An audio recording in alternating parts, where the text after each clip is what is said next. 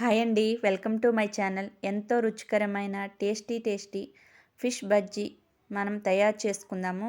Fish బజ్జీకి కావలసిన పదార్థాలు: 1 KG fish, శీలవతి ఫిష్ని తీసుకున్నాము.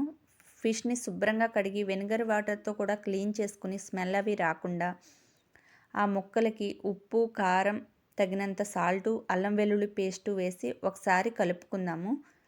ఆ తర్వాత ధనియా పౌడర్, ఫిష్ మసాలా వేసుకుని 2 ఆర్ 3 స్పూన్స్ నిమ్మరసం వేసుకుని 2 ఎగ్స్ వేసుకుందాము.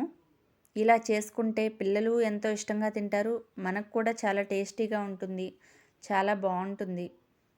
ఇలా కలిపేసుకోవాలి. ఆ తర్వాత కార్న్ఫ్లోర్ ఒక 5-6 స్పూన్స్ వేసుకుంటే సరిపోతుంది. 1 అవర్ అలా మ్యాగ్నేట్ చేసుకుని 1 అవర్ అలా ఉంచేసుకుందాము. ఆ తర్వాత డీప్ ఫ్రై చేసుకుందాము.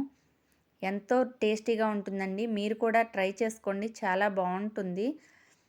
మ్యాగ్నెట్ అయిన ఒక 1 అవర్ తర్వాత కసూరి మేతి వేసుకుని మనం డీప్ ఫ్రై చేసుకునే ముందు కొత్తిమీర, కసూరి మేతి కూడా వేసుకుని డీప్ ఫ్రై చేసుకుందాము.